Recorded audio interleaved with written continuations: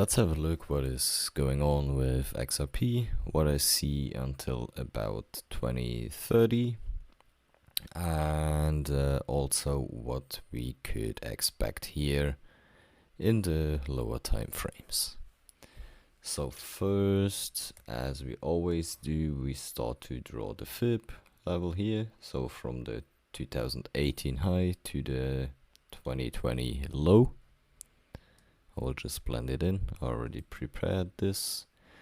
So what we can see is that we had a nice run here in 21 to the 786 fib.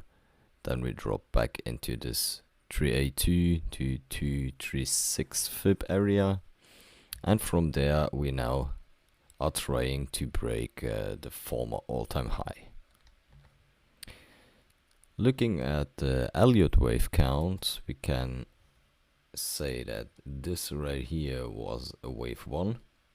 It was a diagonal, so you had here a wave 1, 2, 3, a 4 and a 5th wave here, which is an expanding diagonal.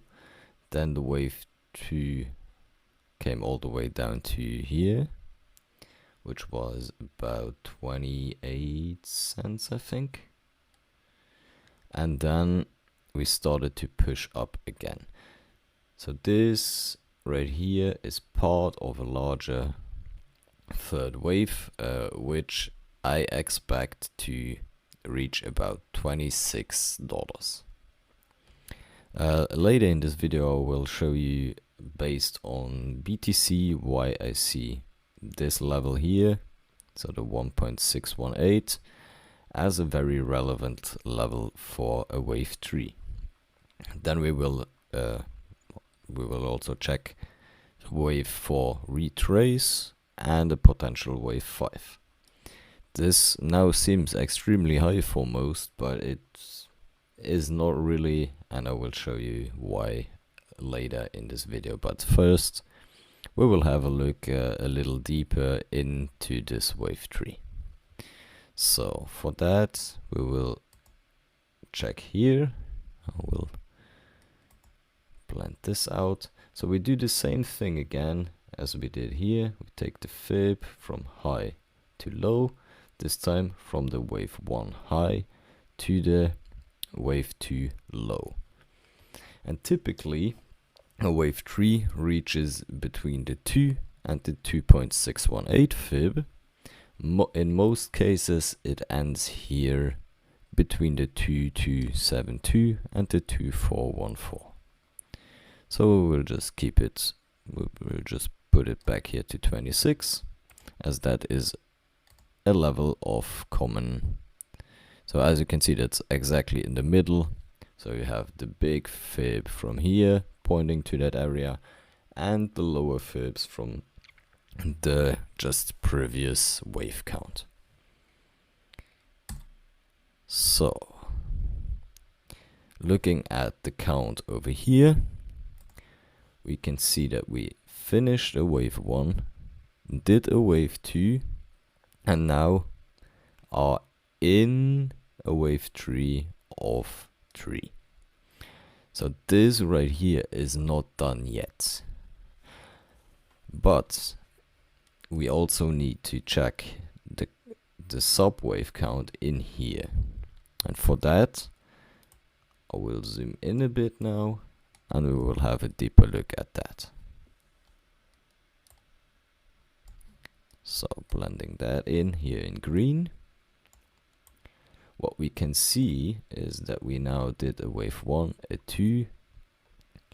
The 3 could be done, but I don't think it is yet. To me, for the 3 we will reach somewhere here around 3, let's say 380 to $4.35. That's a possible target for that. So we'll just leave it here. Then I expect a much bigger drop to come, which would then retrace basically this entire wave here. Well, it will not drop quite that low, but it will be quite some retrace in my opinion. And normally we will see somewhere around, I guess, 130 to at least $2 to $1 is a range where we could head to, depending on the high. I will show you why. So if we take the fib and we assume, so we take this one here and we assume that we go, let's say $4. So here, let's make it like this. So we take the low of the wave 2 and put it to the high of wave 3. And then we end up with a clear zone. Okay, here the 618 to the 382 is a pretty common zone for retraces. In some cases, we also drop to a level like here, the 236, which would also not invalidate a bullish impulse, because it is still above the wave 1 here. So all the way down to here would be possible, but I think it's much more likely to see $1.08 to, let's say here, 180 on the retrace. And that's an area where I also will look into buying a bit more again. Before that, I will not consider to buy more. Now let's switch to the week, to the daily. So zoom in a bit again, and let's have a look at the very macro count here. Not macro, micro count. So if we check, we have here a wave 1, a wave 2, a wave 3. The 4 could be a little lower still, so down to about this level here would be possible, and it would still be a valid wave 4. Then it would be like this before heading towards, let's say here, the $4 area. That's one possibility. The other possibility is that the wave 4 is already in here, and we now have, let me show you, that we now have here, that's wave 1. Wave 2s tend to go quite low, then a 3, a 4, and a 5. Let's make this, yeah, gray is good. So very short term, something you can look at is if this move here drops below this level, so 265, then it cannot be a wave 2 anymore. In that case, our orange wave 4 is likely not done yet and will likely reach somewhere around here, but should stay above this level here in most cases. There are possibilities that it enters the wave 1 territory, but then it should not drop below the wave 2, which is at $2.20. So below $2.20, and this orange count would be invalidated, which is not something I expect. I guess most probably we have here 1, here 2. We will see a wave 3 push rather soon. Also on X we kind of see a lot of doom right now, a lot of people calling for much lower, and they will likely get caught off guard in the short term. So this would be the very short term play, which would then reach around $4 early to mid February, in my opinion. So let's delete this again, and let's check back a little bit more on the bigger. So once we reached around, what was it, 276? I think it was 276 to $4.35. Get ready for quite a bigger drop, as that would mark this temporary wave 3 top.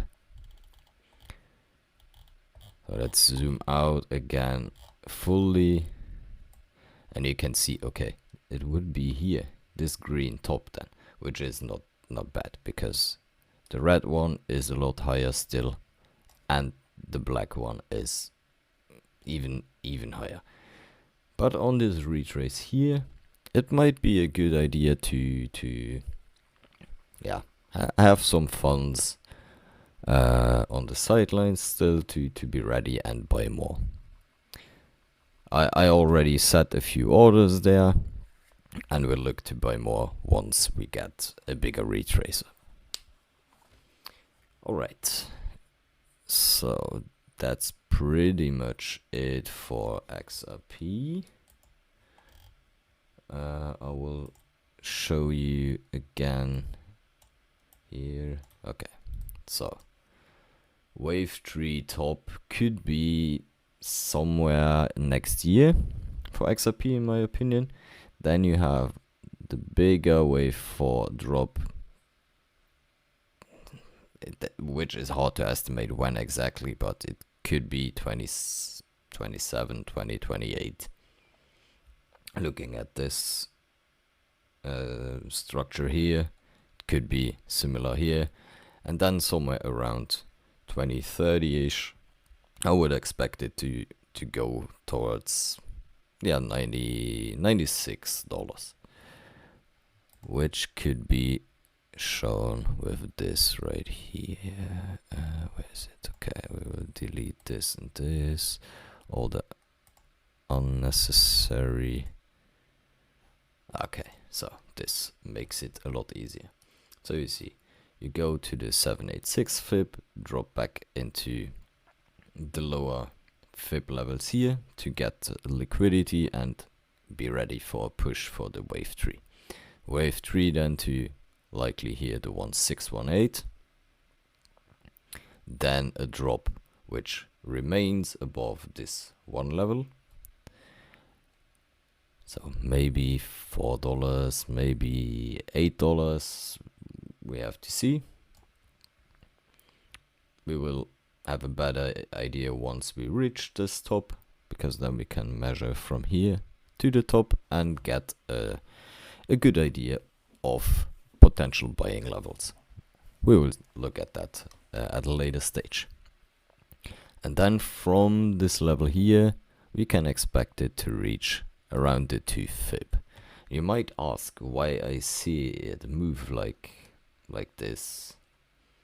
Well, it is actually because BTC did kind of the same thing already more than once, and we will now have a look at what BTC actually did. I already prepared this too. So taking the exact same fib, so the 2017 high to the 2018 low, which you can see is already a lot faster than what XRP did, and therefore also the waves afterwards are more extended than in BTC. You then have a wave 1 to the 786 fib. Exact same thing as here, as you can see. Then a wave 2 drop, which was quite low, I have to admit, but here to the 113 fib. On XRP we went to the 236 fib. And then you start the impulse for the wave 3, which is this part over here. And that one reached exactly the 1618 fib, which would be near $26. Then BTC went on to drop towards this level, so it would not be impossible to see nearly $27, and then a huge drop all the way back to 230-ish. The only thing is it needs to remain above this one level. As you can see, it could go here, and it's still valid. It remained above this.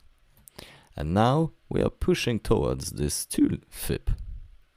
And if we look into this a bit more in detail, which is here, you see we have a wave 1, a 2, a 3, a 4, and we are in the process of doing 5 and likely reach this level here, $118 to 120, 30-ish. Could overshoot a slight bit, just as you see it here. Wait, I will remove this and you can see it better. But in the end, it overshoots a little bit, but it trends around this fib. So that's all a good level to get out. Same, I expect it to happen at this fib here. Same here for XRP. This is a level where I will take quite some significant profits, wait for a bigger retrace, measure the move, look to get in with a bit again on the retrace. And then we wait for this bigger move to happen. All of this will take time. It will be a bumpy ride. It will be, yeah, quite an interesting one. And a lot of people will get shaken out along the way. But I hope you enjoyed this video and that it helps you. And yeah, thank you for watching and have a great weekend still. Bye.